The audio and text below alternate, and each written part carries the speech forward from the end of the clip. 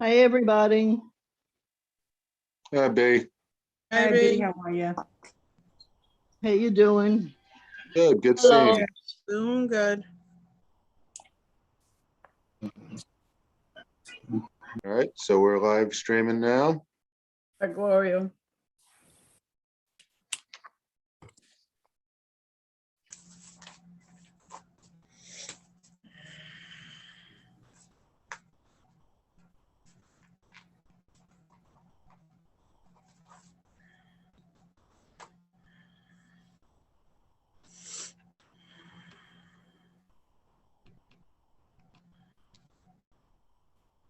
Maria, quorum's 25 tonight. Okay. By my count, Hey. we're 10 shy right now. Hey guys, this is John. Are we meeting in person on the January meeting? No, that's on Zoom, John. Okay. So That's land right. use as well? Yeah, On the 12th. land use on the 12th is on Zoom. Oh, do you mean Okay. the full board meeting, John? Yes, on the 19th of January.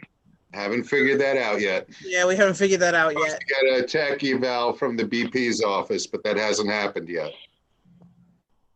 Okay, I guess we'll discuss it Right. Yeah, we'll later. once we have a plan, then we'll let all the board members know. But so far, it hasn't been discussed yet.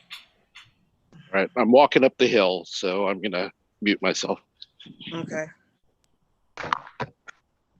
All right, I've got 5:59, so I'm going to start the webinar. We'll see attendees start to join us, hopefully.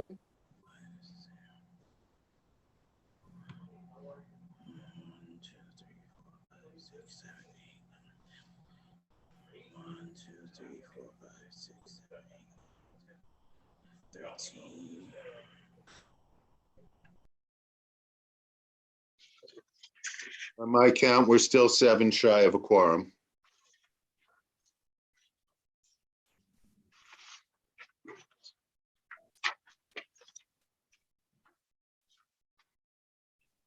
Yeah, I think we need 4 more, Jeremy. Nope, you're not counting me, you, and Maria. We don't count towards the quorum. No, I wasn't counting you, Maria. No. We're up to 19 board members, so we need 6 more. 20 board members. How many is the total? 25? 25 is a quorum tonight. Okay. Can get I'm him on here. the laptop to have my twin brother if you want. I'm kidding. Don't I don't have a count twin much, brother. John. I'm kidding. I don't have a twin brother. I'm going to mute myself.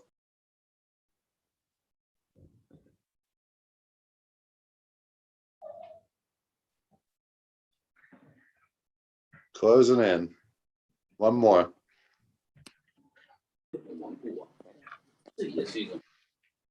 Cesar, I believe we've got a quorum if you want to start.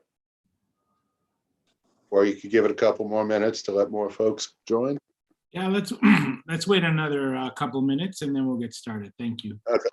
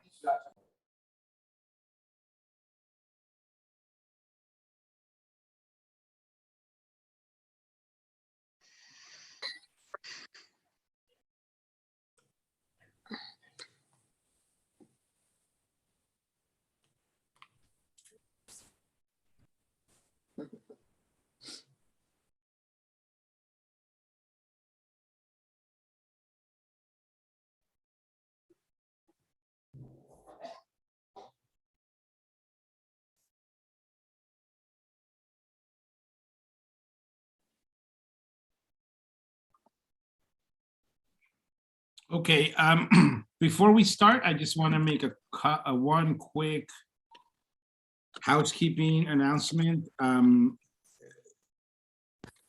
Last month when we met, I wanted to make sure that everyone understood the way that we've been keeping attendance, and I want to just keep repeating that until we all sort of get the hang of this. We typically have 2 roll calls throughout the meeting. You must respond to one of the 2 roll calls in order for you to be counted as present. I know we've had incidences where people have reached out to me, people have reached out to other folks to indicate that they're here. Are you getting it sauce or no? Because I'm gonna. Unfortunately, that's just not a sustainable way of us keeping attendance. So please, again, try to be present or at the computer for one of the 2 roll calls, one of which happens immediately after we start. And the other one happens after we do the committee reports. So just want to make that really clear. Okay, so without further ado, why don't we get started? Beverly, would you mind leading us with the pledge?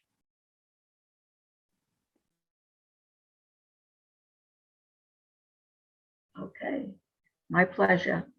I pledge allegiance to I the pledge flag allegiance to the flag of of the United States of America and to the republic for which it stands, one one nation, under God, indivisible, with liberty and justice for all. Thank you, Beverly. Okay, Jeremy or Maria, roll call, please. Maria's handling it tonight. Okay, good evening, board members. I will call your name. Once I call your name, please unmute yourself. Once you say here or present, mute yourself once again. Thank you. Okay, Ramon Acevedo. Ramon Acevedo. Sandra Alfonso. Sandra Alfonso. Grisel Amador. Grisel Amador. Genesis Aquino. Present. Thank you. Alexa Aviles.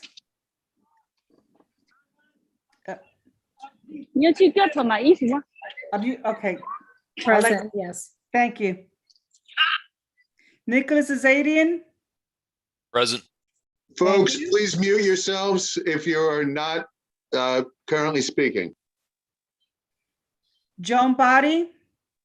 Here. Thank you. You're welcome. Stacy Boyd. Here. Thank you. Gladys Bruno. Present. Thank you. You're welcome. Julixa Campusano. Present. Thank you. Joseph Canale. Joseph Canale. Justin Collins. Present. Thank you. John DeLuper. Present. Thank you. Beatrice Sapio. Present. Thank you. David Estrada. Present. Thank you. Cynthia Felix. Present. Thank you. John Fontillis. I'm here. Thank you. Ken Fung. Present. Thank you. John Garcia. Presente. Thank you. Anthony Giglio. Anthony Giglio. Cynthia Gonzalez. Present. Thank you. Hector Gonzalez. Here. Thank you. Kenny Guan. I'm here. Thank you. Nicole Huang. Here.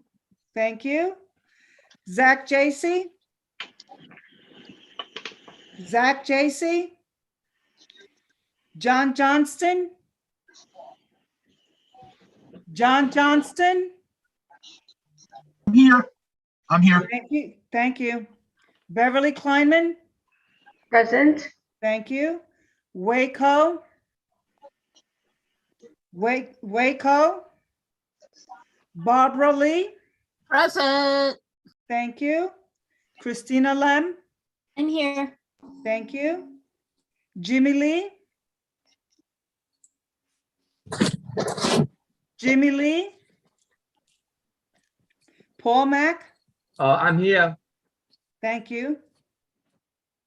Antoinette Martinez, Here. thank you. Aurelis Martinez? Aurelis Martinez? Marilyn Melman, Here. Here. thank you. Here. Dan Murphy? Dan Murphy? Gloria Rodriguez Navoa? Gloria Here. Rodriguez, thank you. Julio Pena III? Here. Thank you. Rovika Rashkashan? Here. Thank you. Karen Rolnick? Present. Thank you. Pat Ruiz? Here. Thank you. Sam Sierra? Present. Good evening, everyone. Thank you. Brian Slater? Present. Thank you. Victor Swinton? Present. Thank you. Cindy welcome. Van de Bosch? Present. Thank you. Catherine Walsh? Present. Thank you. Fred Wolf? Present. Thank you. And Cesar Zuniga? Present. Thank you. Roll call called. Thank you, Maria. Okay, board members and members of the public, welcome to Community Board 7's meeting. I hereby officially open the meeting. So let's go right to the first item on the agenda, which is the adoption of the agenda. Are there any? Motion to adopt. I make a Yes. motion to accept the agenda as written. Okay, any modifications, Jeremy? Are we good? No modifications. I just want to say it was Pat who made the motion and Joan who seconded. Great. Okay, let's pass this through unanimous consent unless anyone objects. And seeing and hearing none, motion carries. Okay. The adoption of the minutes of the November 17th board meeting. Motion to adopt. This is Pat. Okay. One second, it. Moved by Pat, seconded by Joan. Again, I'd like to move this through unanimous consent unless there are any objections. Hearing or seeing none, motion carries.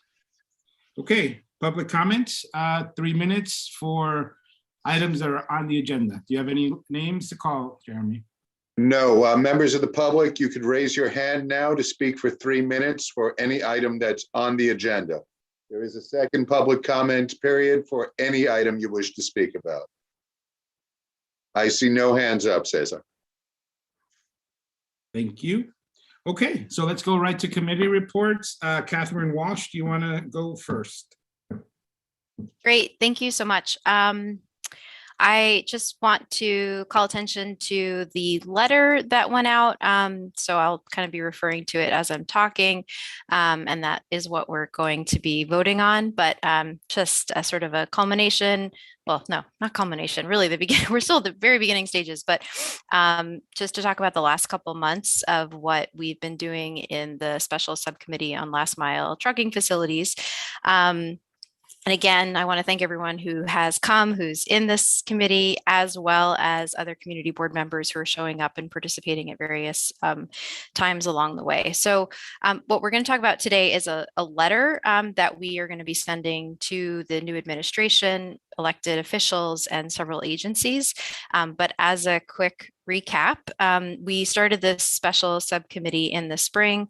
Thank you again to Cesar and your leadership to be able to organize this. We had our first meeting in May where we heard from the community. We heard from community-based organizations, among others, to really outlay some of the issues that we're experiencing.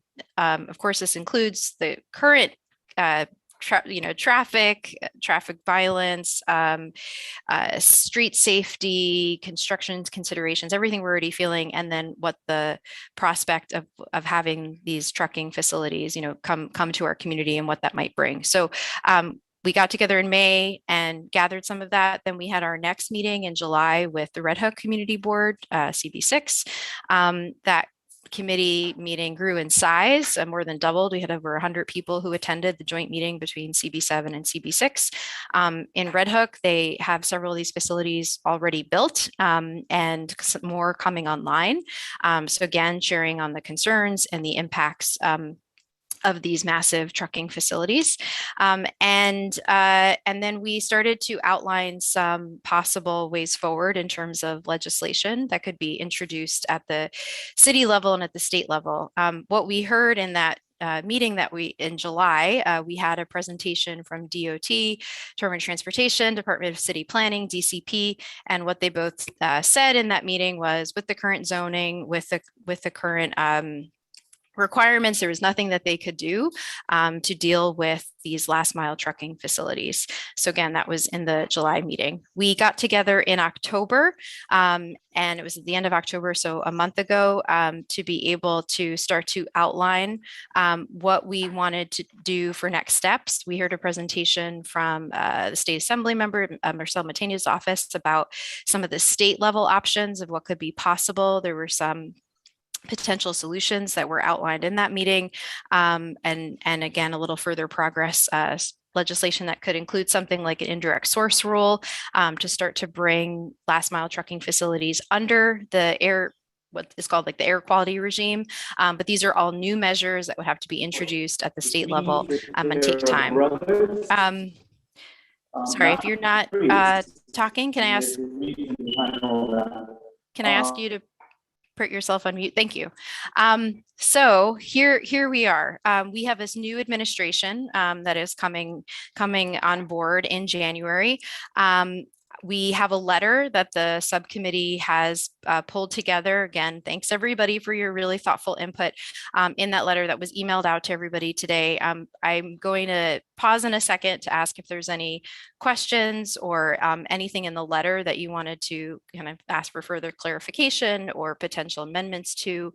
And then I would move basically to a unanimous consent vote if possible to be able to have this letter come from Community Board 7 to our elected officials in the new year. And it's the call to action is that there's a meeting that is jointly hosted and also available both to Community Board 7, but also 6 and 5 and maybe other community boards that we haven't yet connected with that are really facing this issue. So I will pause. I'm happy to talk about anything that has come up from some of the remarks I've made or anything I left out. And what I will do is just see if there's any hands that have gone up on this from community board members. Katie, I don't see any hand. I see one hand. Great. Okay, so Cynthia, right? Yes. Yes, thanks. Hey, Hi, Cynthia. Hi. Hello, everyone. I just wanted to congratulate you, Elizabeth Jean-Pierre, Alexa Aviles, Marcela Martins, everybody that has worked on this and that has contributed to the letter that you sent out to the board. I'm really happy that, I'm part of this committee, and I hope that, with the new administration that we will be able to resolve some of the issues that, we brought to the Department of Transportation and the City Planning Commission. Thank you so much for your hard work, Katie. Thank you, Cynthia, and your participation. Katie, I don't see any additional hands up. Oh, there's one. Great. Hi, Alexa. Hi there. Just when Jeremy's ready to move on, I have a knack for always finding the last minute. I just wanted to say, second, I guess Cynthia's comment, Katie, and thank you and all the other community members throughout the district and in other communities that are facing the same challenge. Thank you for your work. we are going to be standing behind our community members, trying to find solutions and mitigate, really figure out how we can continue to mitigate the challenges that we're currently faced with, because the facilities, many are up. And so just want to thank you for your leadership. Thanks, Alexa. Looking forward to working with you in the new year on this as well. Okay, Jeremy, don't see any other hands. Great to say it, because every time I do. Okay. But in terms of process, that's what I would love to be able to do, is move to, there's no other questions, not seeing any, unanimous consent for this letter, right? So you would be requesting unanimous This consent. That's, yes, I'm requesting unanimous consent. And anybody can oppose that. But Cesar, actually,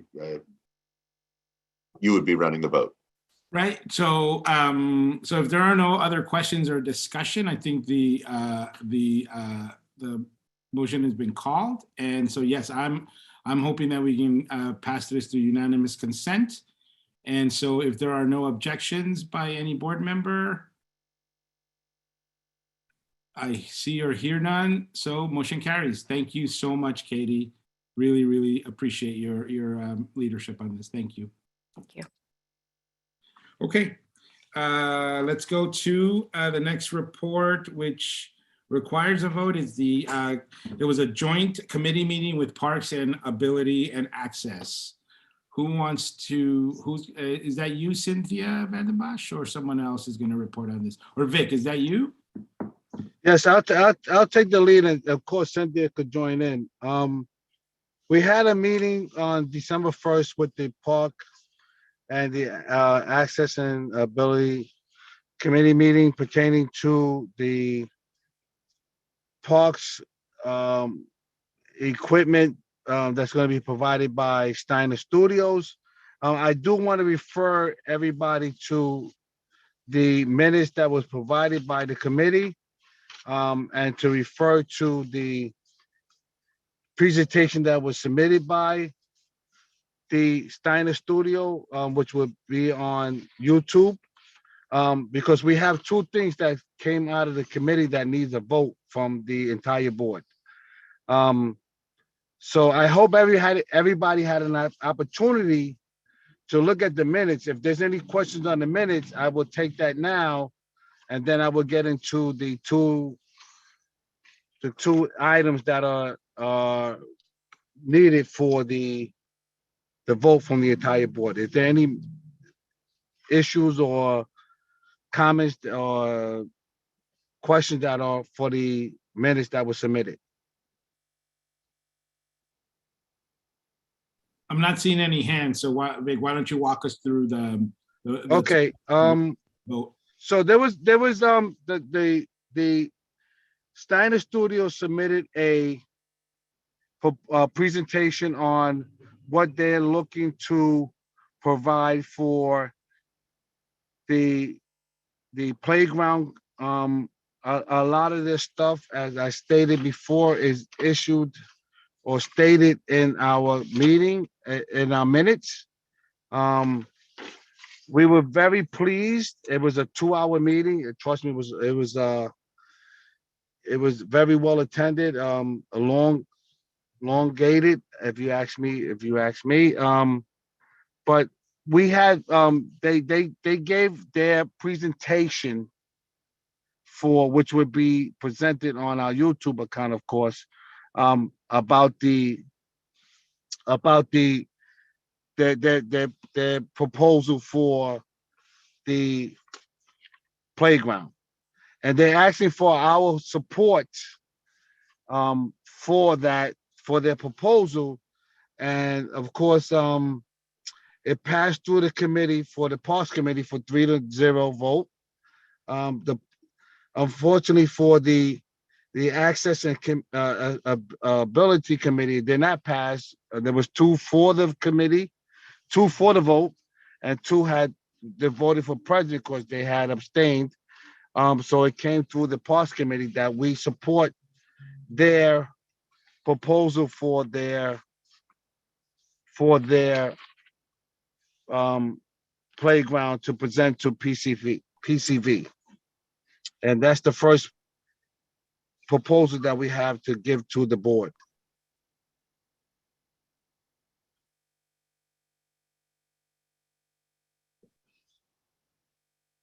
And If there's any question, Yes, Victor, Victor, may I share just as additional context? You know, the Parks Department representatives were there and had reviewed the proposal, and we did ask a lot of questions about, you know, the fact that this is being developed under Steiner Studios and the firms that they hired. But, you know, after a really in-depth review, as Victor referenced, you know, it did appear that they consulted a great deal with the Parks Department, and that, you know, the Parks is going to be maintaining the playground. And so, you know, the equipment that's going to be used is equipment that you would see in other playgrounds, and it did appear to have sort of a universally designed kind of approach to it, where whether it's a child with autism or a child who uses a wheelchair or a child that has a range of various different disabilities or anxiety or whatever it might be, would have a way to play with all the other children. So there's no, the way they designed it is so that all the children could play together as much as possible. And a lot of that expertise was provided by the Parks Department. So that, I think in the course of our conversation, I just wanted to add that in, because Parks was present and engaged, and it did seem that they were able to, Steiner was able, and the contractors were able to respond to any concerns, especially related to the accessibility of the playground. And I personally felt satisfied and am excited about what's coming. So just to be clear, Vic, because I think I want to make sure that we're all, the first item that we're going to vote on is the their proposal for the equipment design. Is that right, or am I misunderstanding that? No, you're absolutely correct. Victor, am I correct? Wasn't there a second part of the resolution dealing with the Naval Guard Memorial? I was gonna get into that until our next portion. Okay, but that's part Well, of the we same could- motion, am I correct? Yeah, we can add that in, because another portion was that with the memorial, but with the memorial is to ensure that the memorial is intact. And Jerry, correct me if I'm wrong, that it's intact and continue to be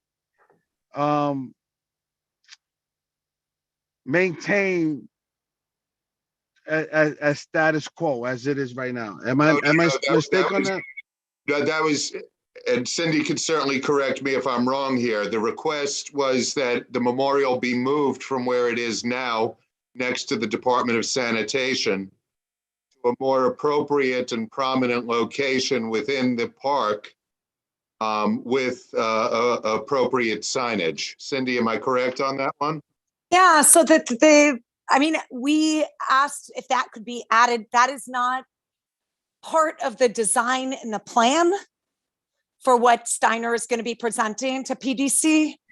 I think because this Naval Armed Guard maybe came up later in the conversation, but NYC EDC, we basically said that we understood it wasn't currently part of the design, but wanted to express our wishes that if it's possible to incorporate it, we would really, you know, that's something we wanted to include in this resolution. So Cindy, was it part of the resolution? I thought it was, but I think Jer believes differently. You, pardon? When we voted, did we vote on that? Let me double check. I'm sorry. I need to look at this. Hold on one second, okay?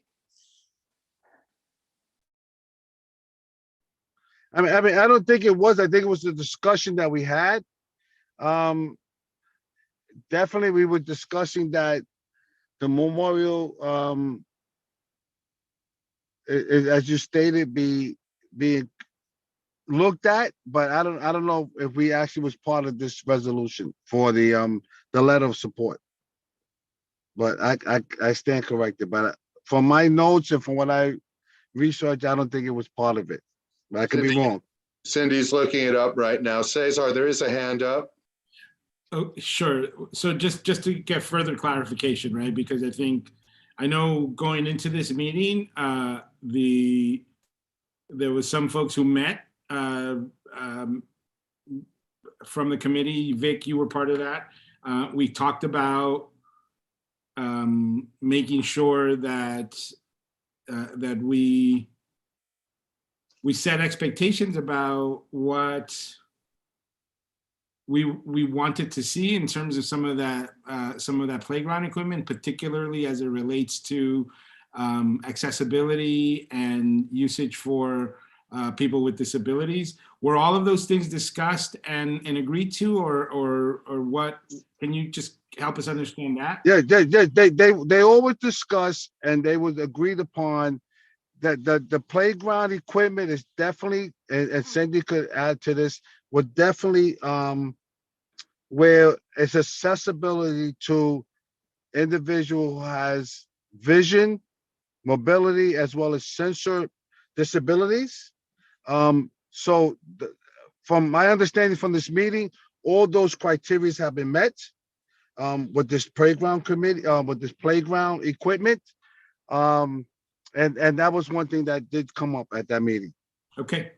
All right. Yeah, that sounds fine. I just wanted to make sure. And Cesar, that's one reason why Parks Department did sign off on it, because they require that in all of their playgrounds. So it is a standard for the same standard as other playgrounds. Great. And Okay. and I also just want to clarify too that we discussed the entire kind of southern portion that Steiner is going to be a Bush Terminal park. And so there were other elements that were included in addition to the playground, but in reference to the accessibility of the playground, I think all of our questions were answered. And, by the end of the meeting, it seemed as though as long as the Parks Department can get the budget they need to maintain the playground in the park, which is, another concern, but the resolution that's before the committee is to, that was approved, was to approve the design for the playground moving forward and for this southern portion of the site. Okay. Sounds good. Thank you for the clarification. I misremembered. Thank you so much for that. Okay, so let's entertain a couple questions and then let's try to get to the vote. Cynthia and then Alexa. Yes, as far as the presentation was an excellent presentation made by Steiner. And I think that the committee was satisfied. I'm not a member of the committee, but I believe that the committee was satisfied with all of the questions answered. But I do want to say that I do recall that the resolution involved having EDC hand over the park issues to the park department, meaning the operations and management. Cynthia, that's the next resolution. Oh, that's the next resolution. I'm sorry. This is just for the letter of support. Oh, I'm sorry. Okay, thank you. Great. So yeah, so that's good clarification. Alexa.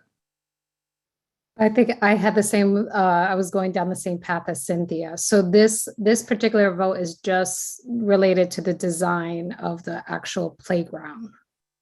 Great. Yes. Okay. Thank you. Right. And so I think it should be a no-brainer for us, right? As long as they're meeting some of the expectations that we had around accessibility, as long as the Parks Department has signed off in terms of what their threshold criteria are.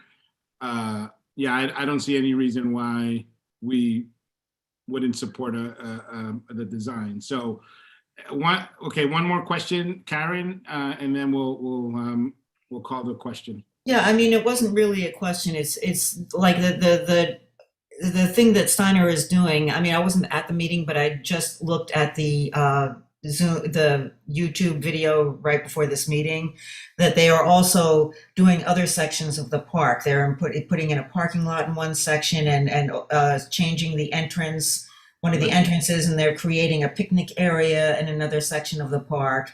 And yeah, so it's more than just a playground.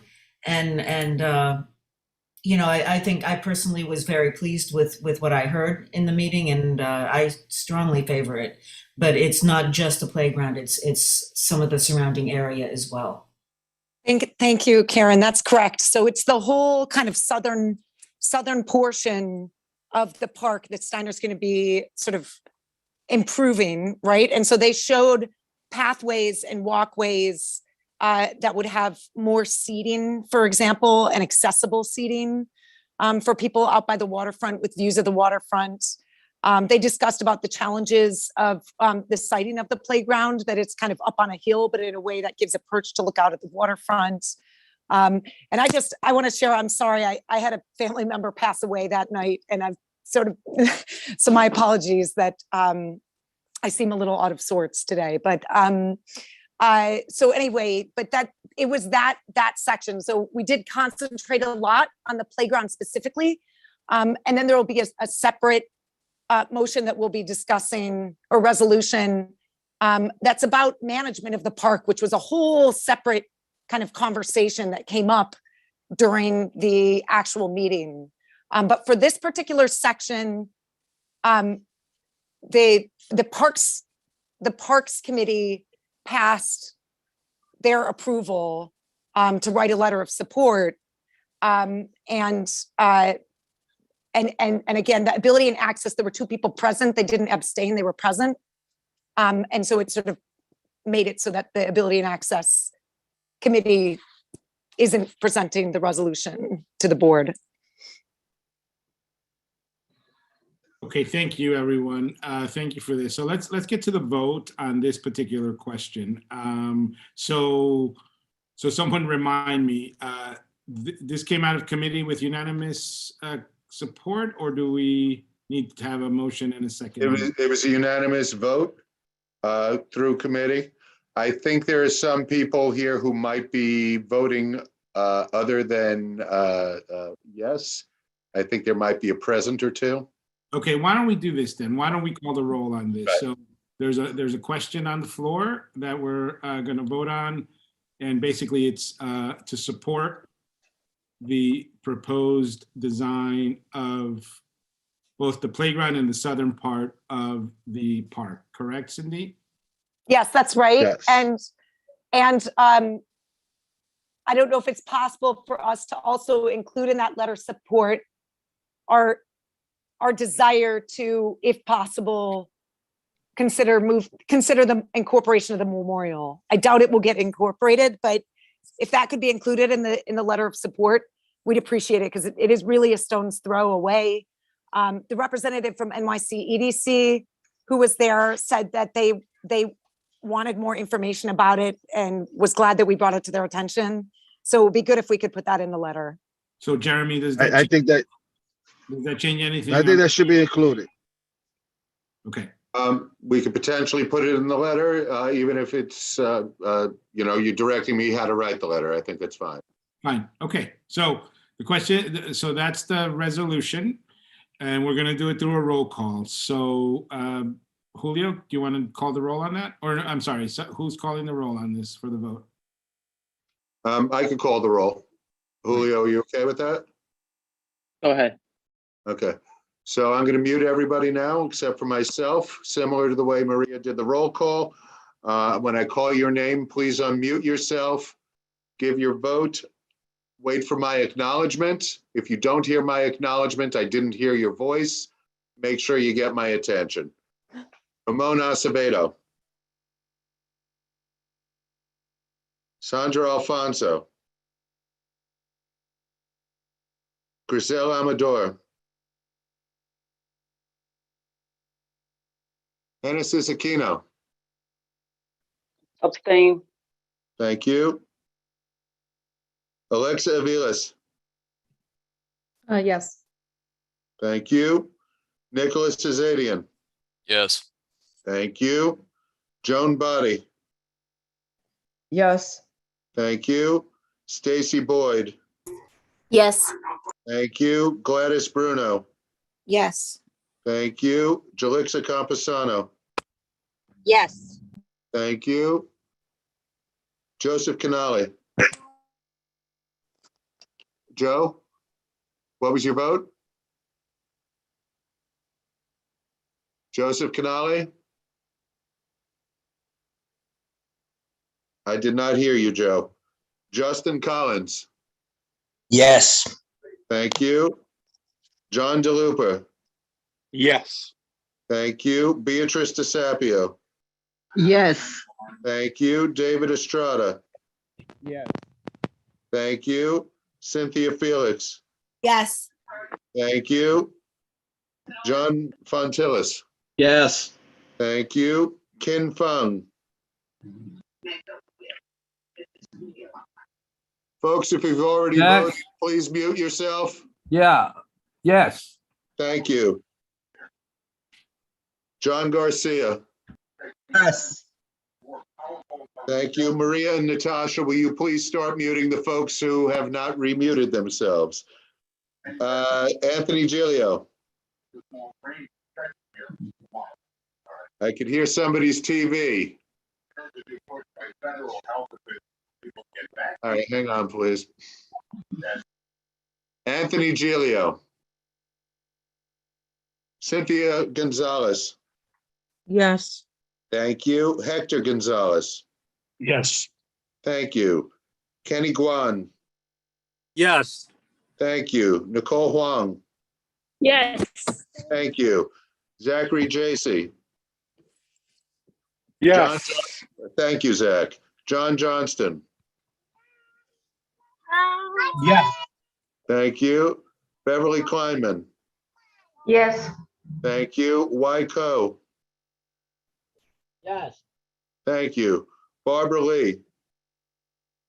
Yes. Thank you. Christina Lem. Yes. Thank you. Jimmy Lee. Yes. Thank you. Paul Mack. Yes. Thank you. Antoinette Martinez. Abstain? Thank you. Arelis Martinez.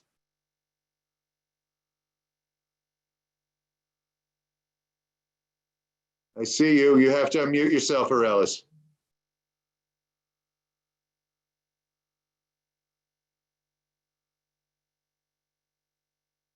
I have not heard your vote, Arelis.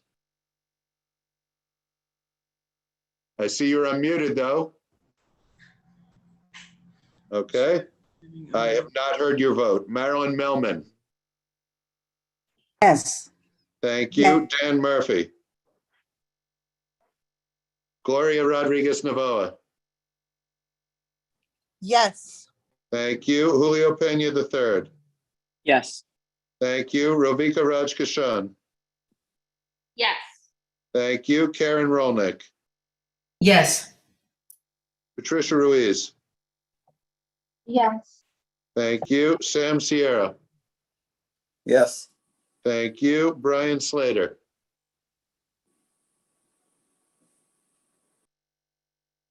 I saw you before, Brian. You have to mute yourself. Yes. Thank you. Victor Swinton. Yes. Thank you. Cindy Vandenbosch. Present? Thank you. Catherine Walsh. Yes. Thank you. Fred Wolf. Yes. Thank you. Cesar Zuniga. Yes. Thank you.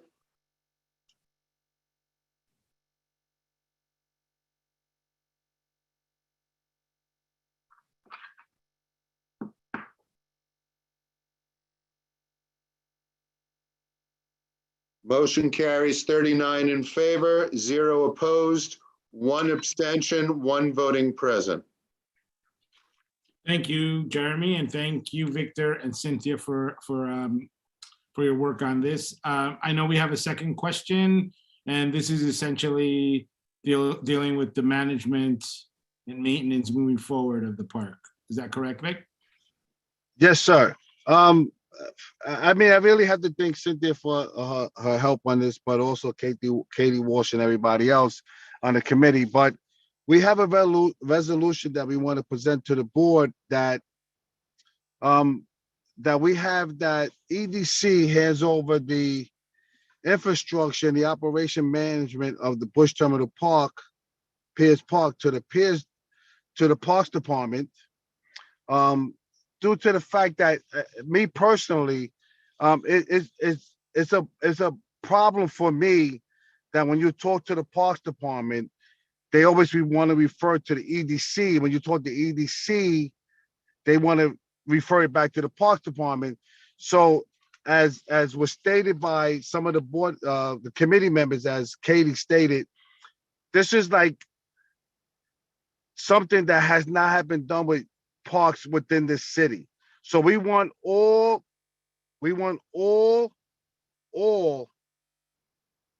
functions that dealing with this park to be returned to the Parks Department. That deals with the infrastructure, the operation of the parks, the maintenance of the parks, the capital budget that's slated for this park, whatever EDC has in their quadrant for this park to be shifted over to the Parks Department. There is some concern that people say that the monies is not going to be there, but if the monies were there for EDC, then that money could be shifted over to the Parks Department.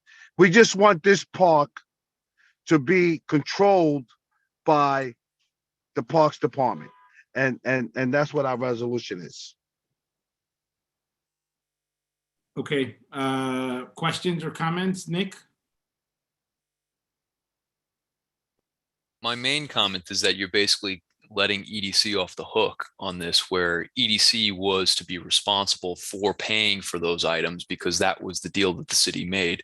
So essentially, in that motion, you're pretty much letting EDC off. So that isn't right either. I think there's a different and possibly more nuanced way to do this, where the operations, maintenance, and infrastructure budget is still the responsibility of parks, however, shall be fully and financially reimbursed by EDC, regardless of cost.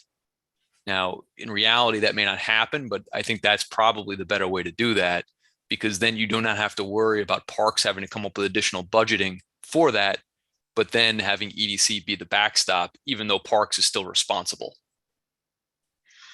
My question today, EDC stated that they have funding for the upgrades to the park. So all we're asking is that we're talking about city agencies. So take that funding that you gave to EDC to fix what needs to be done and just put it into the Parks Department budget so they could fix the project. I mean, to me, Mr. Zania, it's just frustrating that when you talk to parks, they want to refer to the EDC, and EDC always want to refer to parks. You know Victor, what I'm saying? I get it. So, Trust me, we've had that conversation where it's basically the two different fingers pointing at each other because they both can claim that neither is responsible. I think if you assign the responsibility, you allay that, and then you can just force EDC to essentially back end it by supporting that budget, whatever it is. I don't know. Well, EDC at the meeting stated that the funding that they were getting from the city is not there anymore. So EDC was going to fund the fixing of, let's talk about the sinkhole. They had funding within their budget to fix the sinkhole. So then, you know what? Take that funding and give it to the Parks Department and let them fix the sinkhole. Just whatever funding is to get that park going, shift it over to the Parks Department and let them do what they need to do instead of dealing with going back and forth. That's just how we felt. But I understand what you're saying, but the funding's already there, supposedly in EDC. That's what they told us. So you know what? Take that funding from EDC, put it in the Parks Department, and they can fix the sinkhole or whatever else needs to be fixed in that park. Okay, thank you. So just to be clear, and I know there are several people with questions, what it sounds to me like that we're trying to get at is not so much about the funding, but about the accountability. And so am I right about that? Am I right that really what we want to achieve is accountability? Because Absolutely. Is the funding, right? I mean, either they will have it or they won't have it. Either EDC will have it or either the Parks Department will have it. What we're trying to get at is who's going to be accountable, correct? Absolutely. Absolutely. Okay. Okay, Alexa.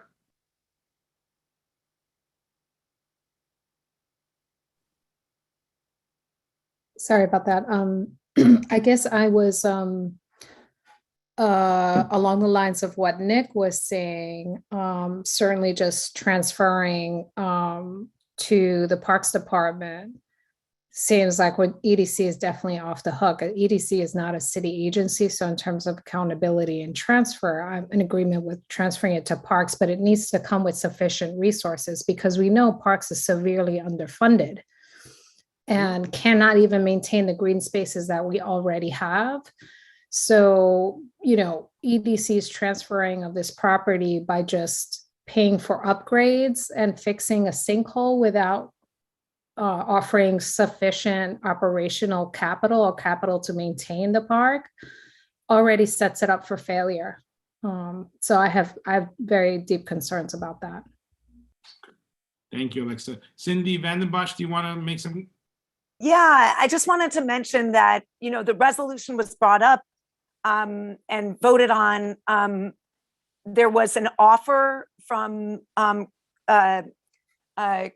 Christine from NYC EDC to respond to questions about the nature of the relationship between, you know, what is in the EDC's contract and what contracts they have.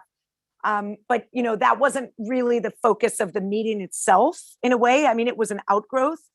And I guess, you know, I just wanted to bring that into the conversation because I think from my perspective, it could be helpful for us to have a better understanding of what the nature is of the various contracts and why it is. I mean, I think we understand historically why it is that NYC EDC is managing that site. And that's because it's used to be a maritime kind of asset, right? So it falls into that. But, you know, I'm just wondering if there isn't like a need for us to be more in, I understand like all of the issues with things not getting, you know, repaired in a timely fashion and how clunky it is to have one organization that's, you know, determining how, having EDC determine what funds are available for maintenance to the Parks Department. Like that's a little clunky.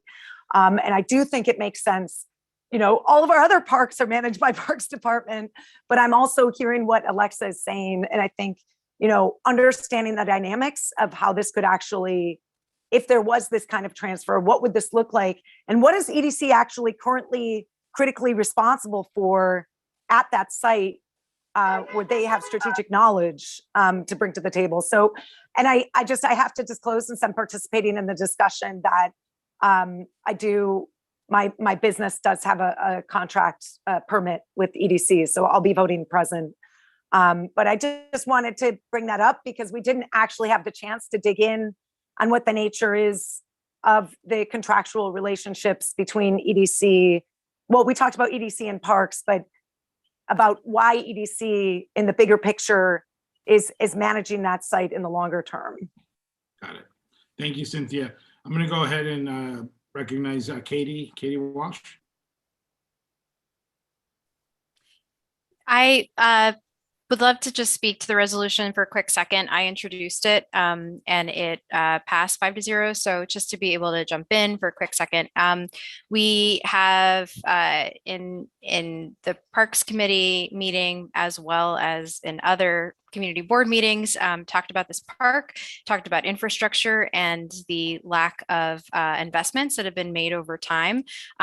I'll just talk about the resolution in a quick second, but just to say it is really evident in these meetings and discussions that EDC doesn't even have a handle over what they are responsible for for the capital investment within the park. Years ago, right, in terms of, Jeremy can help us with the year, but they're accountable and responsible for building out Pier 5. When you ask the lead person who's representative from EDC about investments associated with the park, they don't even know that they're accountable for that and responsible for the infrastructure and investment. So there's a principled approach here in terms of actually looking at who is currently responsible and accountable for this park. Currently, it is split. Operations and maintenance is the Parks Department, and the infrastructure and capital investments are EDC. EDC is failing us. They are not delivering. Just to say, like, we as a community board are not about to sort of get into the weeds of like what a new structure should look like. I think it's the principled approach of saying, in every other part of New York City and the borough, parks are managed by the Parks Department. Why is Sunset Park being treated differently? We aren't getting what we're supposed to be getting out of this park and management, and we need to have accountability. So I introduced the resolution. Again, it passed 5-0. Happy to, I think this is good. We're generating this discussion. And some of the things that I'm hearing the community board members talk about is more transparency and understanding of EDC's role. Some of the things I'm also hearing is more transparency and understanding of Parks' role. And some of the things I'm also hearing are people talking about needing to understand the contractual language that the two have between each other. So I think those are some of the things we're hearing. All right, so you know what, Katie, I think since because I want us to get going here, and can you sort of reduce the spirit of the resolution to its like essence, so that we know like what we're actually voting on, since you are the one who introduced the resolution. Can you do that for us now? Yes, the resolution that passed, I can pull it up what I sent in email, but it's that EDC, which currently controls the infrastructure and capital for the park, should transfer that to the parks, the New York City Parks Department. That seems straightforward enough. Okay, I'm going to take a couple more questions. Cynthia and then Zach. Okay, first of all, I wanted to go back to the past resolution that we passed, because taking the minutes here and the vote, and I heard that there were 2 abstentions, not 1. The Cynthia, first, I didn't want to jump in during this conversation. I was going to correct the record. You are correct. all right. But yes, the resolution that's on the floor right now to turn over the operations and the maintenance, to the Parks Department was really what was voted on at the last meeting. So I think that other things are coming into it in terms of budgets and stuff like that. And Victor said that EDC could turn over the monies that they have for these projects to the Parks Department. But then there's also the ongoing maintenance of the park that needs to be resolved, I guess. And I believe that needs to be a part of the resolution. Okay, thank you, Cynthia. Okay, Zach, and then Karen, and then we'll go to the vote. Zach? Hi, thanks. I believe in the resolution, it's and I also, it's a very valid point that we shouldn't let EDC off the hook. But the problem with if EDC was to relinquish the capital to the Parks Department, it would not be used for this park. The Parks Department has told us this before in terms of Sunset Park, when we are talking about donations via film shoots or other things in the neighborhood to Sunset Park that's why they suggest, that's why there's a Prospect Park Alliance or Central Park Conservancy. If money that is allocated by the EDC is given to the Parks Department, there is no guarantee, and it will most likely not be used for Bushona Pierce Park. And there's no way to guarantee that that's where that capital expenditure will go if it's turned over to the Parks Department, because that's just not how they operate. And they've been clear with us before that that's not what they do. Okay, thank you for that, Zach. Karen. Yeah, I mean, I feel kind of similarly to Zach, but I totally understand that we need to come up with a way to assure that this park will be maintained properly. But you know, it's too vague. You know, just sending money back to the Parks Department, it could end up going to Inwood Park. It might not come back to ours. And I just briefly looked up Brooklyn Bridge Park. And that is also a combination between the private sector and the public sector and these different entities being involved. And they set up a conservancy to manage their park. And maybe that's something we need to look into. But I think that just handing over what it says here in the your report is that EDC hand over the infrastructure and operation management of Bush Terminal Piers Park to the Parks Department. I think that could end up backfiring. Okay. If I can just say something, I just don't want this fund to be put into a general fund for the Parks Department. The funds that are allocated for Bush Terminal Piers Park is for Bush Terminal Piers Park. That's my understanding. That's what I want. I don't want them just because I'm just going to throw this number out. If we get $1 million for Bush Terminal Park, that Parks Department could take this $1 million and put it to Brooklyn Park and Bronx Park.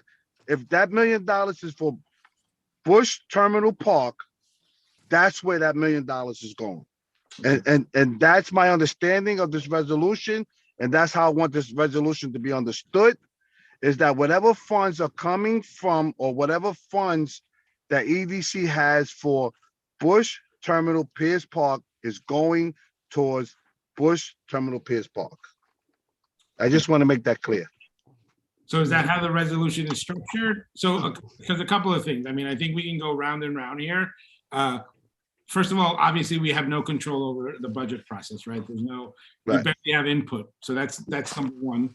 And number two, I think let's think about how do we, in passing this resolution or any other resolution, how do we just kind of like communicate our expectation, our values, and obviously, you know, we can't be expected to write it in a way that's gonna make it law, that's gonna make it policy, right? That's just not gonna happen. Right. That's not what, you know, what we're able to do. So what I suggest is to like have a resolution and to send it out to them that articulates our values around accountability and around transparency.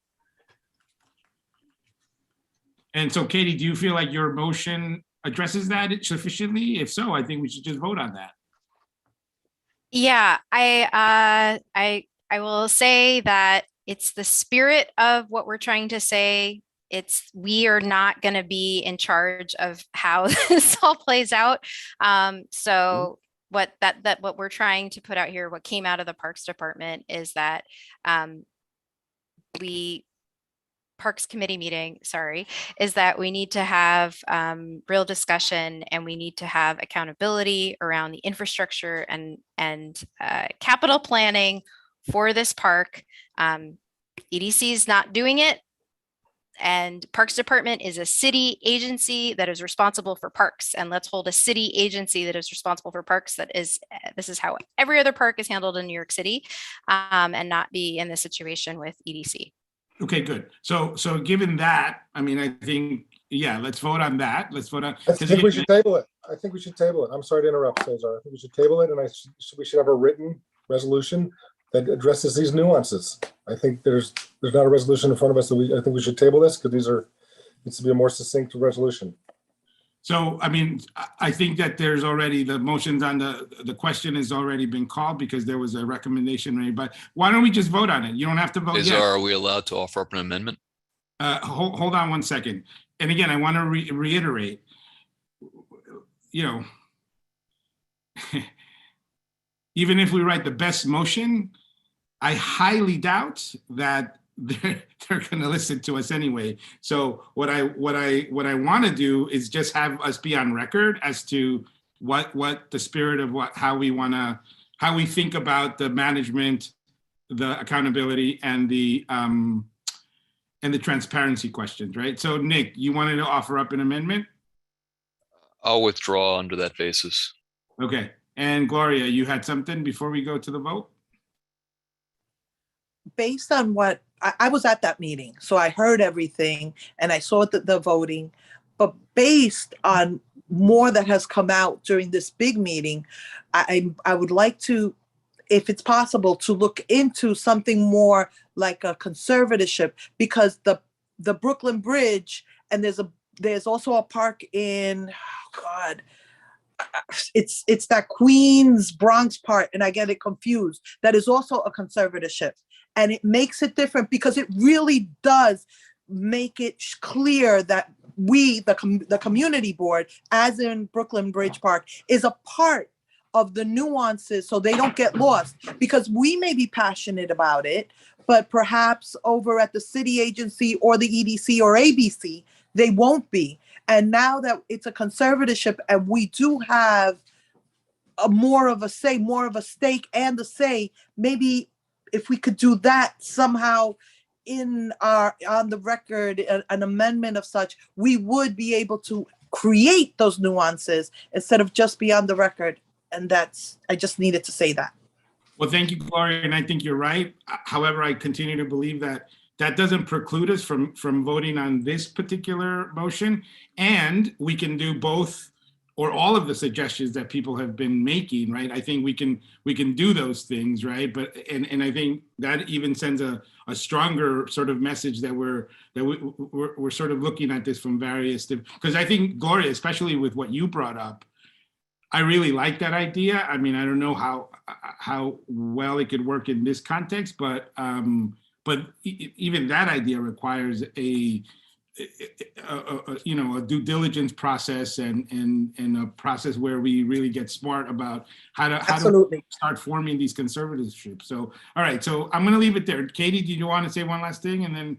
Yeah, the resolution is that EDC hands over the infrastructure operation management of Bush Terminal Pierce Park to the Parks Department. That's what's in the minutes. That's what was introduced. Okay. That's the language. Yeah. There was a unanimous vote on the committee, so this doesn't require a motion in a second. Okay, good. All right, so Jeremy, do you want to call the roll on this? Yes, I got it. So I am going to mute everybody again, as we did with the last vote. Actually, prior to that, I do want to correct the record because I read the vote wrong. Thank you for pointing that out, Cynthia. The last vote for the PDC letter was 38 in favor, 0 opposed, 2 abstentions with 1 voting present. This is the current resolution regarding the transfer of the Bush Terminal Park property. I'm going to mute everybody again. Same process. When I call your name, please unmute, vote, and I will acknowledge your vote. If you don't hear me acknowledge you, I did not hear your vote. Ramon Acevedo. Sandra Alfonso. Grisel Amador. Genesis Aquino. Abstain. Thank you. Alexa Aviles. Alexa Aviles? Alexa, you'd have to unmute. We could get back to her. Back to Alexa, yeah. Nicholas Azadian? No. Thank you. Joan Body? Yes. Thank you. Stacy Boyd? No. Thank you. Gladys Bruno? Abstain. Thank you. Jalixa Camposano?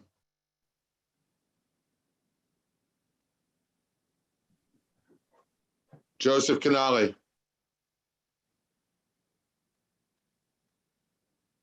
Justin Collins?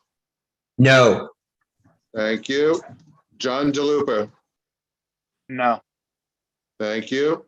Beatrice DeSapio? No. Thank you. David Estrada? No. Thank you. Cynthia Felix. No. Thank you. John Fontillis. Yes. Thank you. Kin Fung.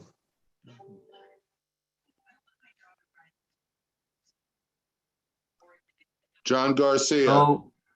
I'm sorry? No. Thank you. John Garcia.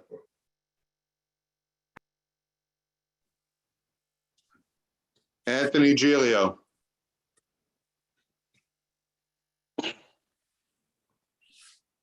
Cynthia Gonzalez. Yes. Thank you. Hector Gonzalez. No. Thank you. Kenny Guan. Abstain. Thank you. Nicole Huang.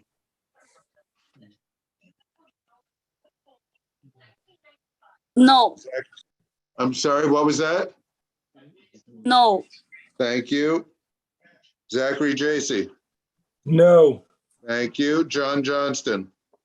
No. Thank you. Beverly Kleinman. No. Thank you. Wyco. No. Thank you. Barbara Lee. No. Thank you. Christina Lem. No. Thank you. Jimmy Lee. No. Thank you. Paul Mack.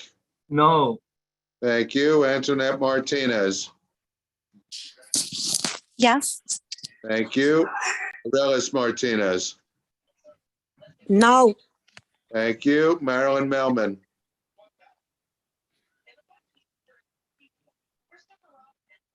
Dan Murphy. Gloria Rodriguez Novoa. No. Thank you. Julio Pena III. Yes. Thank you. Rovika Rajkishan. No. Thank you. Karen Rolnick. No. Thank you. Patricia Ruiz. No. Thank you. Sam Sierra. I must vote no. Thank you. Brian Slater. Yes. Thank you. Victor Swinton. Yes. Thank you. Cindy Vandenbosch. Present. Thank you. Catherine Walsh. Yes. Thank you. Fred Wolf. Yes. Thank you. Cesar Zuniga. No. Thank you. Jeremy, it's Alexa. I Oh, abstain from the Abstain. vote. Thank you. Okay. Thank you so much, everyone who worked on this. I'm sorry. We're going to wait for Jeremy to.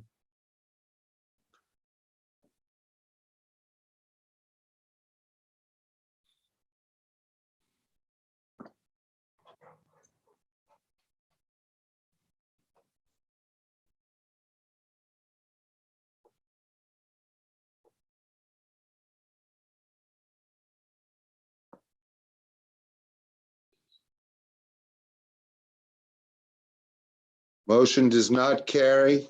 9 in favor, 25 opposed, 4 abstentions, 1 voting present. Okay, thank you, everyone. Thank you, Katie. Thank you, Cindy and Victor, for your work on this. Next item is housing. Does not require a vote, but I'll recognize Antoinette. If you have anything quick that you want to mention about the meeting, go right ahead. Hi, everyone. Can you hear me? Okay, awesome. So just a reminder, the housing application for the Sunset Park Library housing project, it'll be due next month, January 13th. Anyone who may need one-on-one help with the application can call the Fifth Avenue Committee. Their community service line is, and I'm gonna give the phone number so it's on record, it's 347-844-0220. And again, the number is 347-844-0220. And last night we had a really great community conversation on local law 152. And a huge shout out to Nick, who was able to help with that presentation. And I'll give it away to Nick so you can give a quick overview on what was discussed. Very quickly, and thank you, Antoinette, for that very nice introduction. Local Law 152 is a law that was passed by the city last year. Requires all building types, with the exception of R3, to have the gas inspected by a licensed master plumber. And even if your building does not have gas, a letter needs to be submitted to the Department of Buildings, signed and sealed by an architect or an engineer, stating that it does not have gas. So even if you own a warehouse, if you represent a condo board or a co-op board, I sincerely hope that you have done this already. If not, then I highly recommend that you guys find a plumber and have them do the inspection so they can submit it to the city, as non-compliance can levy a fine of up to $10,000. So there's a couple days left. They can still do it. So, see what you can do. Thank you. Okay. Thank you, Nick. Thank you, Antoinette. Okay. I think we're at the next roll call. So Jeremy or Maria, who's going to do the? Maria's doing it. Okay, great. Okay, board member. We can't hear you, Maria. You're breaking up. Can you hear me now? Okay, so I will be calling the board members that were not present at the original roll call. Once you hear your name, unmute yourself, say present, and then mute yourself once again. Ramon Acevedo. Ramon Acevedo. Sandra Alfonso. Sandra Alfonso. Grisela Amador. Grisela Amador. Joseph Canale. Joseph Canale. Anthony Giglio. Anthony Giglio. Zach Jacey. Present. Thank you. Waco. Waco. Jimmy Lee. Present. Who's Present. this? Waco. Waco. Okay, thank you. Jimmy Lee. Here, present. Thank you. Aurelis Martinez. Present. Thank you. Dan Murphy. Dan Murphy. And that's it. Thank you, Maria. Okay, we're now going to recognize elected officials or any of their representatives. Jeremy, do you have a list? Natasha's taking care of that tonight. Thank you. Okay, I'd like to call on Freda Zurita, representing Senator Myree's office. Frida, can you unmute yourself?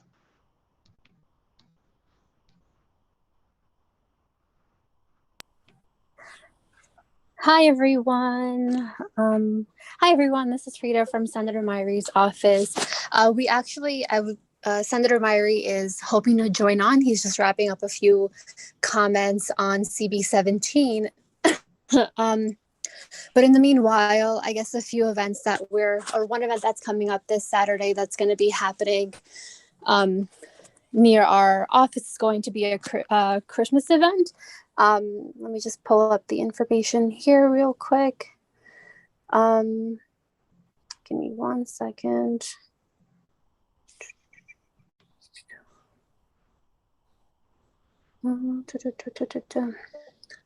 All right, actually, we don't have the flyer yet, but it's going to be starting this Saturday at 11 o'clock in the morning. It's going to run until 4. We're going to be giving toys to all the kids who choose to come to the event, but I'll send all the information in a flyer over to Natasha.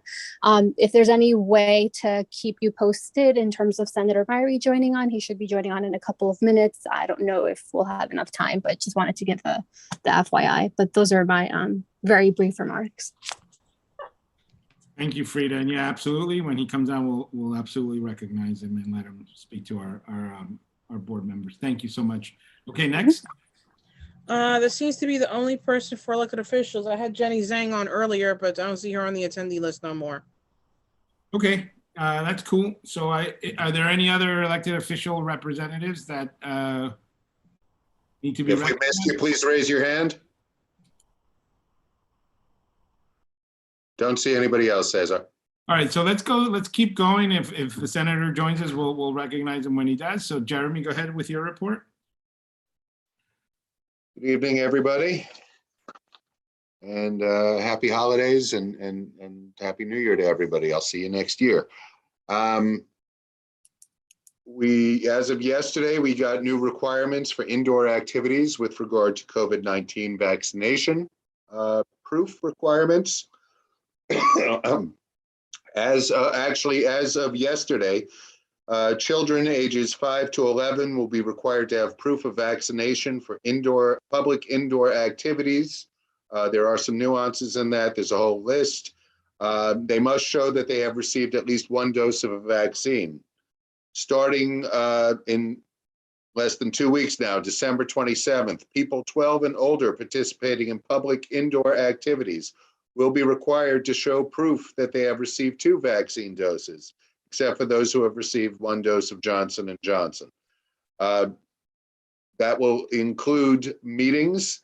As of now, we have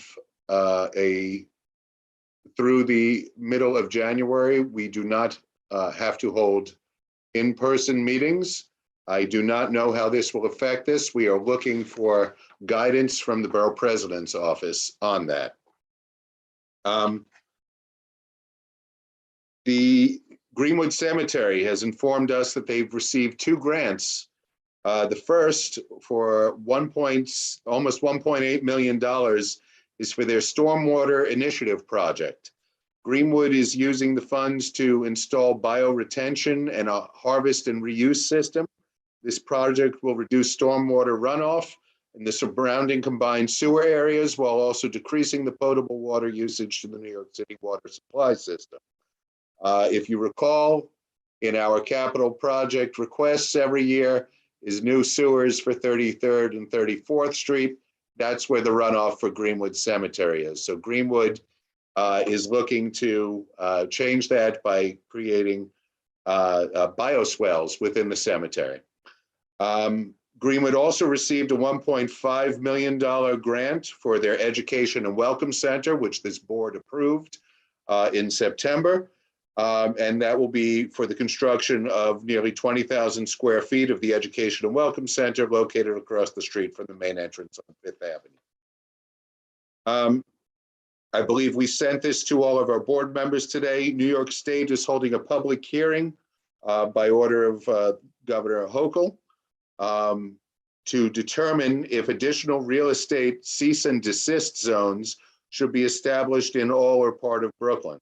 Cease and desist zones are designed to help prevent aggressive real estate solicitation from brokers, agents, or real estate speculators that target private residences. That virtual public hearing is January 11th in the evening. The deadline to testify is January 7th. I believe we sent the information for that to all of our board members. On December 2nd, David Estrada and I attended the UNUM stakeholder kickoff. That is the group I believe we brought up a couple of months ago from NYU that has now received the grant. So they won the grant to map a subsurface area, subsurface infrastructure, in 2 parts of New York City. One is in the southern part of Sunset Park, and one is in Midtown Manhattan. So we're going to be part of this project where for the first time they're bringing together all this information to show us exactly the infrastructure that exists under our ground.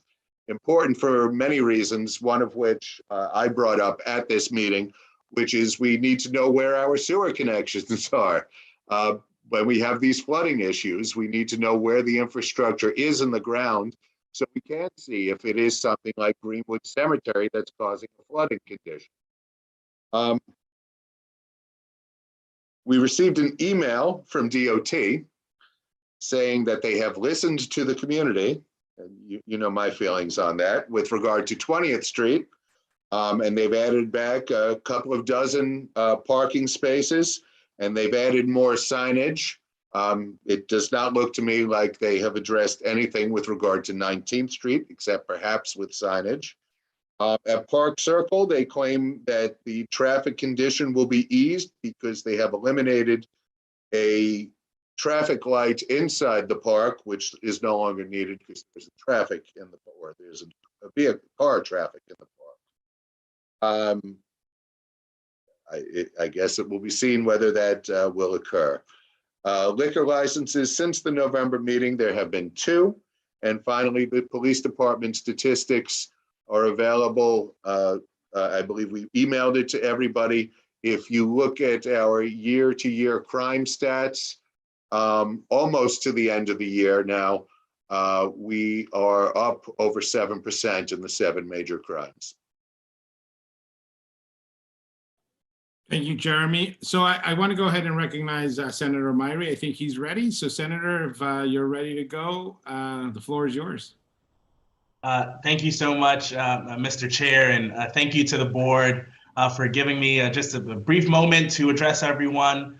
First, let me start with saying happy holidays to you all. I want to shout out Frida on my staff, who does an excellent job representing the office, to the board, and who is responsible for anything good happening in Sunset Park.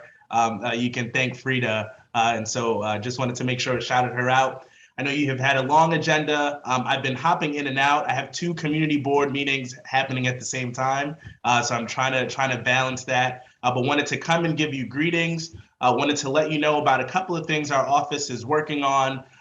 Firstly, and most imminently, the Homeowners Assistance Fund, which will open January 3rd. It will only be open for 30 days. This is a fund that we passed in this April's budget that will allow for any homeowners that are going through financial hardship due to COVID-19 to apply for up to $50,000 in assistance.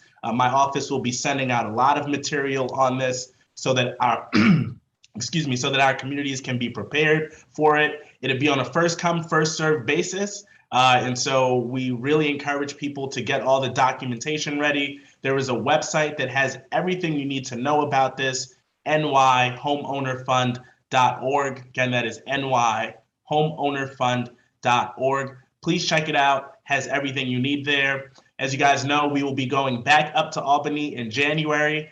We have a pretty robust agenda that we look forward to tackling. Some of the things that I think are going to be relevant for our community: the expiration of 421A, which is a big tax credit that goes to developers that ostensibly is supposed to provide affordable housing for communities like Sunset Park. But unfortunately, that has not come to fruition. It actually works out to be a really good deal for big developers and a bad deal for people who need affordable housing. I have a bill to repeal 421A, so that is something. Please stay tuned. Would love your support on that. I know that the board and Cesar has been working on access to the internet and broadband access in Sunset Park. This is also an issue that we're going to be fighting for. We know that we're getting money from the federal government on this, but it's going to be incumbent on the state to ensure that communities like Sunset Park that have lower access to the internet, not as much broadband access, that we get those resources as well. So we'll be fighting for that. We do a lot around criminal legal reform. The topic of public safety is something that I take very seriously. And I believe that we keep our public safe in part by providing people the opportunity to be housed, to be educated. And what holds them back many times is a conviction record.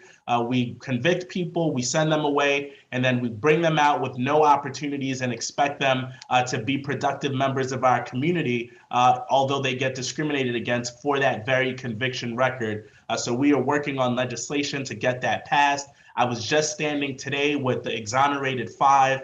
We have legislation on the wrongfully convicted, people who have spent too much time in jail or prison, even though they have not committed the crime. this does nothing to keep our community safe. And so we're working on that as well. And we're also working on a piece of legislation that would end the predatory marketing of junk food to our children.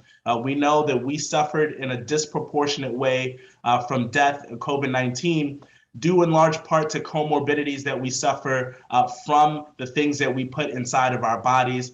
These large food corporations, they target communities like Sunset Park, and we are hoping to eliminate and regulate that type of targeting. And then lastly, our democracy is at stake. We had people violently attack our nation's capital. I think it has gone into the recesses of our memory, but this is something that is a 5-alarm fire. This is something that we all should be worried about. We have put forward a number of reforms to our boards of elections, things to protect voting rights, to improve the administration of our elections. I had the honor of chairing the elections committee in the state Senate. We got a lot of work to do right here in our backyard here in the city of New York. And so I look forward to pushing those as well. So again, thank you to all of you for the service that you give to this community. Thank you to the chair for giving me this brief time. I'm happy to take any questions, but don't want to interrupt the agenda too much. No, absolutely. So if you have time for a few questions, I'll recognize some folks and we'll definitely do that. So questions for the senator. Joan, do you have questions for Senator Myrie? Okay. Antoinette? No, For Jeremy, okay, we'll get back to Jeremy's question in a moment. Antoinette, any questions for the senator? No, my question was also for Jeremy. Thank you. We'll keep your hand up, then we'll get back to you. Nick, do you have a question for the senator? I have a question for the senator. Go. Specific to your bill on the repeal of 421A, do you have a counter proposal to offer up in exchange? Because already that program does help bolster the construction of affordable housing. And right now we desperately need more affordable housing. So if it's only a repeal and no replacement with some other program, I don't think that maybe is the wisest of decisions. I appreciate that commentary. I think we're going to be having a larger discussion around what tax incentives should look like. I do believe that we should be providing incentives for us to build affordable housing. Brooklyn has the most 421A projects out of any borough, but we remain the least affordable borough out of all of them. If you look at the percentages of people who are able to get into these 421A buildings, they do not reflect the average income for our communities. They reflect the area median income, but as you know, that incorporates Manhattan, that incorporates Westchester. The median income, according to that formula, is $83,000 for a single person. And I don't, just anecdotally, we know that that is not the case for folks in Sunset Park and the rest of my district where we represent. We've also seen a lot of scamming and fraud in that program, as we have seen in the J51 program, which is another incentive for affordable housing. So I believe in incentives. I think something like the lower income housing tax credit has been successful, but I don't believe that 421A has been that. So I'm happy to discuss alternatives. Thank you, Nick. Thank you, Senator. Cynthia, do you have a question? No, well, I'm gonna go on what Nick says because, the Carroll Gardens Association is an organization that provides housing to low and very low income people. And when you have tax credits that expire, like the Article 11, you don't have any other opportunity but to go to the 121A program. So I'm just saying that there may be a lot of developers that may abuse this or misuse this, but I'm talking about the nonprofit organizations in the city that rely on these tax credits, tax funding to be able to stay afloat, because clearly the rents don't keep them afloat. And then on top of that, if they then have, to pay the taxes on properties that they're providing to low and very low income people, and don't have any other alternative. I just see this as a very big disservice to the nonprofit organizations, because yes, developers avail themselves to these funds, but they don't ever suffer. It's the nonprofits that suffer.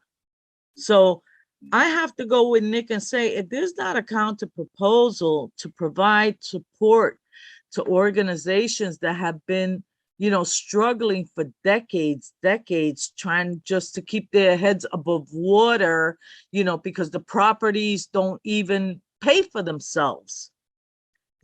I just feel that this is a big disservice. And I do believe, Senator Myrie, that, whatever your justification for this is, that you need to really, really get down to the grassroots people that struggle every day to survive, like the Carroll Gardens Association. Thank you. Thank you, Cynthia. Thank you for that. Sorry. If I could just respond to Cynthia, I agree with you. And I think that, I want to again state that I am not against tax incentives to provide truly affordable housing. 421A, in my estimation, does not do that as currently constructed. I'm happy to have a conversation about whether some other 421A-like program would allow for the construction and maintenance and preservation of affordable housing, but I don't think that the current program does that. So would welcome a conversation about what you think would be a better alternative, and I hope to be back at this board to get some of that feedback. It would be good to hear an alternative, as Nick stated earlier. Okay, thank you, Cynthia. Jimmy, go ahead. Hi, Senator Myrie. So I have a question. So New York City just, passed the resolution to allow green card holder and people, legal to work to vote in New York City elections. I'm just wondering, for New York State, do you guys have any plan to support this plan, or make it like statewide as well? So I have stated publicly that I support this, the New York City Council legislation. I think it is long overdue. My understanding is that we may have some state constitutional issues with doing this statewide, but I'm happy to resolve whatever that may be, and for us to look into that possibility, or at least to give localities the option. Okay. The other one is more like a comment, like few board members were talking about the affordable housing, but I'm wondering, like, maybe for long term, because New York State, New York has, homeless and, ownership, crisis, right? So, maybe we can look into like affordable home ownership. The government can give subsidy to developers, so to work on long-term solutions to allow New Yorkers to have ownership of the home, because otherwise we will never have that would be a long-term solution to those problems. No, I agree. I think that we need paths to home ownership. One of the things that I lament is, someone who was born and raised in this district, I cannot afford to own a home in my very own district, which is a really unfortunate reality, but one in which I think a lot of our constituents share. I've introduced a bill called the Tenant Opportunity to Purchase Act, which actually deals, we were talking about tax credits, the government subsidizing the ability for tenants to purchase their building so that they can have limited equity co-ops and other equity co-op models to put them on the path to ownership. So I think you're exactly right. Thank you. Thank you, Jimmy. Okay, I don't think there are any more questions. Just real quick, Senator Myrie, just want to thank you for engaging and leaning into this whole broadband infrastructure project that we're working on. I think, we're very committed to the idea that this is really a racial equity, racial justice issue, right? I think, there are so many risk factors that that were laid bare during the pandemic, that existed way before the pandemic. And then when we got to the pandemic and required for both the healthcare context and the education context, access to broadband, and to see how many, particularly school children, did not have the adequate infrastructure and support, it just really kind of created an urgency around the coalition to act on this. And again, I think what we see now in this moment is the opportunity, right? We're seeing this infrastructure funding coming down from the federal government, and as you stated, it's going to come through the state, through state block grants, and we're just at a really good moment to move the needle in that respect here in Sunset Park. So I really, really appreciate you engaging with us on this, and I'm looking forward to the work that we're going to do in the future with this. Thank you. Same here, and I couldn't agree more. So thank you for allowing me to work together with you for us to tackle this. And again, thank you to the board for your service, your questions, your concerns, and I look forward to engaging all of you in the future as well. Thank you so much. Okay, so back to the questions for Jeremy. Thank you, Senator. You're welcome to stay, or if you have to go, we totally get it. Joan. Thank you. Jeremy, did the cemetery say exactly where they're going to be putting these bioswales? I don't have that information. I can reach out to them. Yeah, But because within the cemetery itself.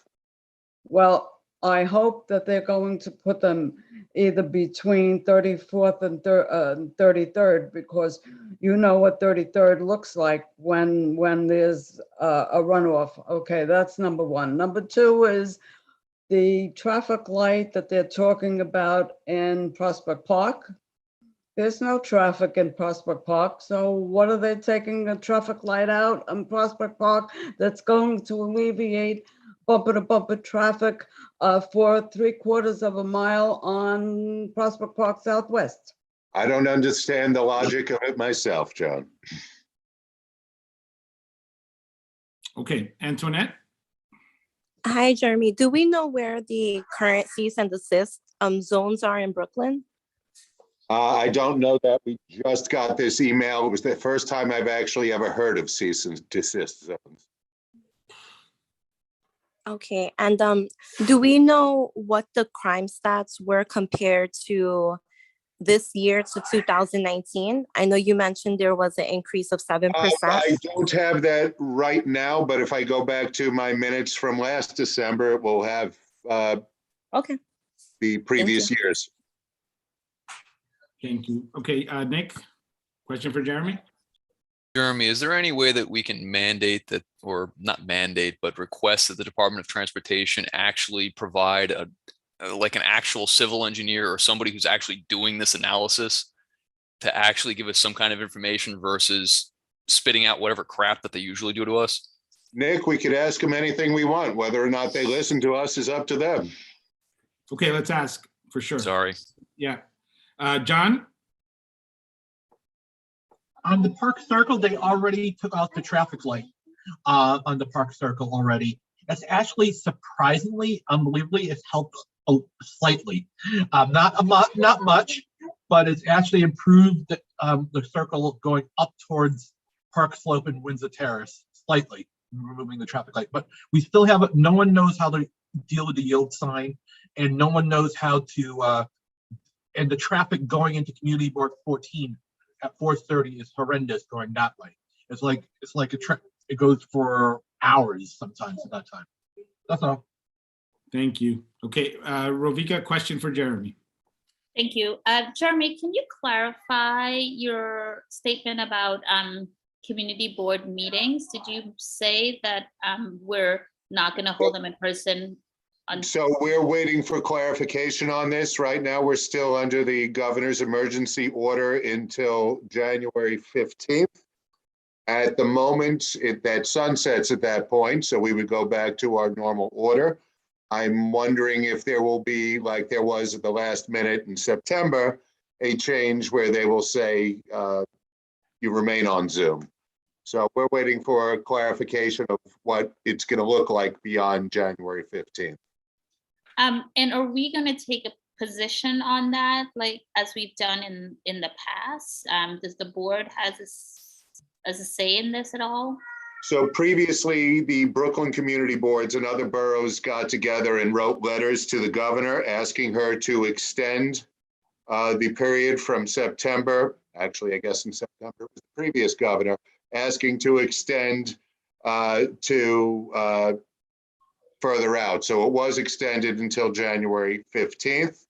Right now, there are boards that are doing surveys of other community boards, asking what technology they have, what are their plans moving forward. The boards are confused. So we are asking, previously we had asked for flexibility in how we run our meetings. Some boards might be able to run strictly with Zoom. Some might have in-person meetings. Some might have blended meetings, but some might not have the technology for some of those types of meetings. So we're asking for just flexibility on open meetings for the moment. And what I'll say too on that is we're going to have our own sort of deliberation and due diligence process, right? So I think in January, I'm going to probably do it through an executive committee meeting and like talk about what do we like, do kind of an assessment of where we are and what we have and what we need, and maybe explore the idea of a hybrid meeting where some folks can be on Zoom and others in person. I'm open to having that conversation. I want people's input. And so we'll definitely do our own internal sort of due diligence around what's the next best approach for us, including saying to the governor, thank you, but no thank you. I mean, I think everything will be on the table for us to like really discuss it and try to find the best way for us to move forward, keeping everyone's safety in mind and keeping in mind that that we have work to do. So thank you for bringing that up. Julio, did you have a question for Jeremy? No, I just wanted to comment and kind of adding on to Ravika and Jeremy that it would require legislative action and not an executive order from the governor, because those executive powers expired earlier this year from Cuomo. So it would require the legislature to extend what they passed earlier this summer in their extraordinary session. And that expires, I believe, on my sister's birthday on January 19th of 2022. Thank you for the clarification, Julio, which that actually does take us through the January board meeting. Correct.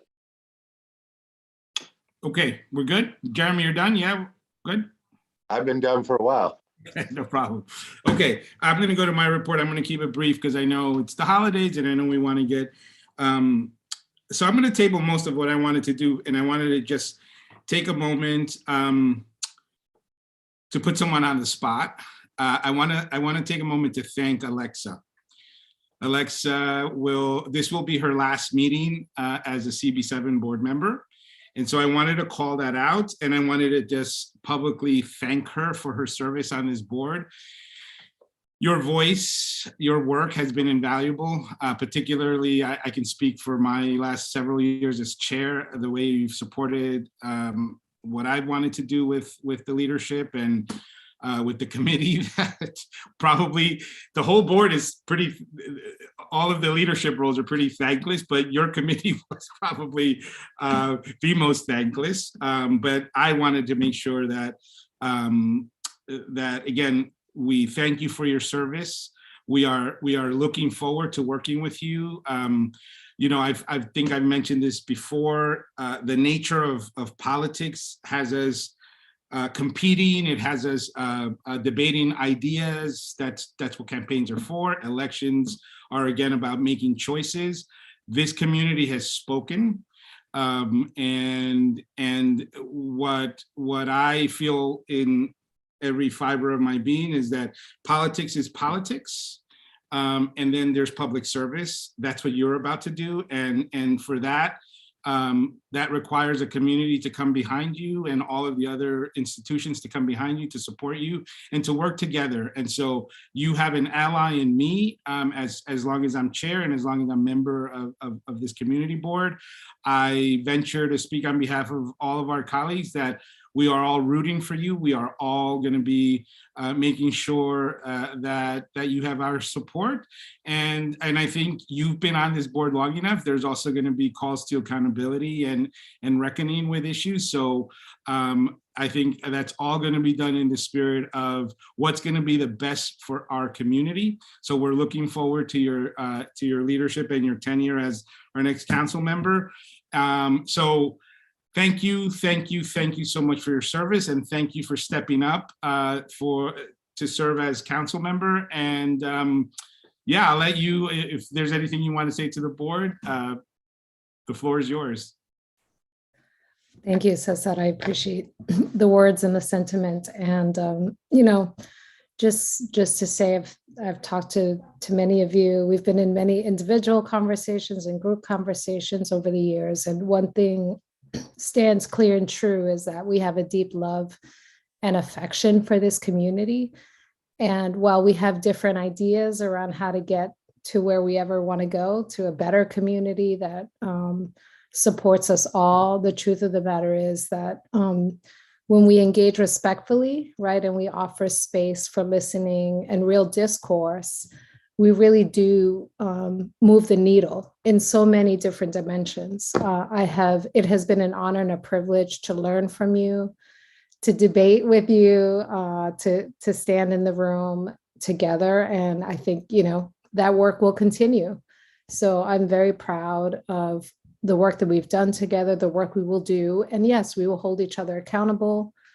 I ask for your continued partnership and respect and real dialogue on pushing, our own discourse, our own thinking into vision bigger and better than we ever have, because our community deserves it. We don't deserve to stay in a box of yesterday with processes and policies that simply do not serve us, but that's kind of what we got. So I know we can do better. We are a creative, incredible community with so many assets. I brag about our community so much. And I will continue to do that because that's who we are. So thank you all. I hope you have a great holiday. I'll see you in January with this weird title of a council member that I will be very proud to hold, and I will be working very hard. So thank you all. Congratulations, Alexa. Thank you, Victor. Thank you so much, Alexa. And again, and then we'll do another one of these next month as welcoming you as our new council member. But I want to give some other board members an opportunity to say something very quick if you want to Alexa. I'll entertain a few folks. So anybody have any final thoughts? I do real quick. Merry Christmas, Alexa. Get some rest. You're losing your voice. And all the best to you. All the best to you. Thank you. Thank you, Pat. Okay. If I can, Alexa. Yes, I'm listening, sorry, Victor. Alexa, I want to congratulate you. I want to wish you the best of luck. If I could ever do anything to help you achieve what you need to achieve, I am here for you. And I know I ran against you and you beat the hell out of me, but I am your biggest fan. Trust me. God bless you. I would also like to share something, if that's okay. Sure, absolutely. So Alexa, it has been such a joy and pleasure to I think, echoing what both Victor and Cesar said. And I just wanted to share that you've really listened to other members of the community board and also understood community members and what it means to kind of listen to them and try to build sort of dialogue around issues. And I'm so grateful and excited to see you step into this position and continue that work, right? And so I just want to thank you for that. And you so often listen well, but really have a way of taking what you hear, being thoughtful about it, and considering how that can how we can transform our community and transform transformative for the better. And I just want to thank you because I know your heart's in the right place. And I've just really appreciated and learned so much from you on the board. And I know so many others feel the same. So best of luck and happy holidays. Thank you, Cindy. Jimmy, go ahead. Yeah, I just like to echo everyone's words. You know, Alyssa, congrats, and also happy holiday. And I'm looking forward to, you know, continue to work with you on many important issues that concerns our community. Thank you and happy holiday. Thank you, Jimmy. Gladys, go ahead. Hey, Alexa, I just want to say also congratulations to you. And I know last time we saw each other was in Puerto Rico and Somos, and it was a great conference. And yeah, congratulations, hermana. I'm there. You know, if you need me, I'll be there for you to help in any way I possibly can. And happy holidays and congratulations again. Okay, thank you, everyone. Again, once again, Alexa, thank you. Have a great holiday. Get some rest, and we'll see you in the new year. Thank you. Okay, and again, I'm going to table everything else because it's getting late. I want us. This is like that time of year where we all have like other things to do, so I get it. So I'm going to keep this moving. Old business.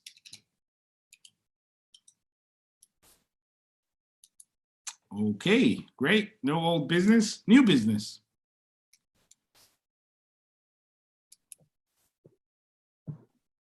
Okay, no new business. We're doing well. Okay, the second public comment. Oh, wait, hold on. Let's see. I knew this was too good to. Go ahead, Pat. Actually, I think I'm jumping the gun here. I was about to make a motion to say happy holiday. Sorry about that. Getting a little ahead. Okay, one more section. Public comment items not on the agenda. Jeremy, do we have any names? Members of the public, you can raise your hand if you wish to speak for up to 3 minutes.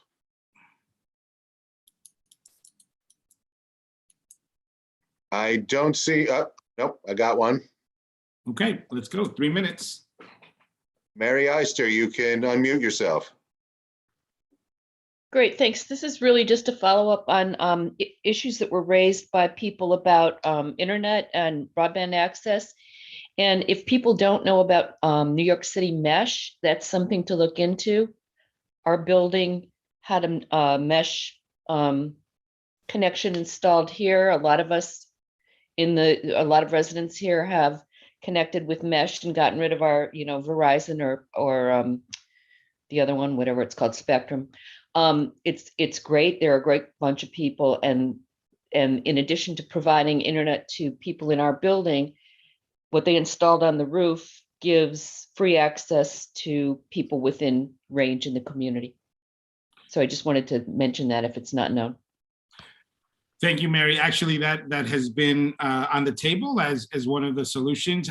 We are looking at that as a sort of a more smaller, shorter to medium term solution. I think the vision that we have, again, given the infrastructure dollars that are coming out of Washington, is a much bigger, bolder, pretty robust infrastructure plan that deals that really seeks to build new infrastructure around broadband, and specifically because the mesh solution is it's hard to scale, and it gets pricey after a while. So, but definitely is something that we're aware of, and we've had on the table as, again, a smaller, sort of shorter and medium term solution. So thank you for that. Any other comments or from public? Okay, so Pat, you have some motion to make? Motion to adjourn. Happy holidays. See you all in the new year. God bless. Thanks, everyone. Absolutely. Please enjoy yourselves. Get some rest. Stay safe. And stay safe. We'll see each other next year. Bye. God willing. Happy holidays, everybody. Holidays. Bye. Thank you. Bye-bye. Bye. Happy holidays. Happy holidays. Happy New Year. Happy Three Kings. Happy Three Kings. Happy New Year. Happy New Year and God bless.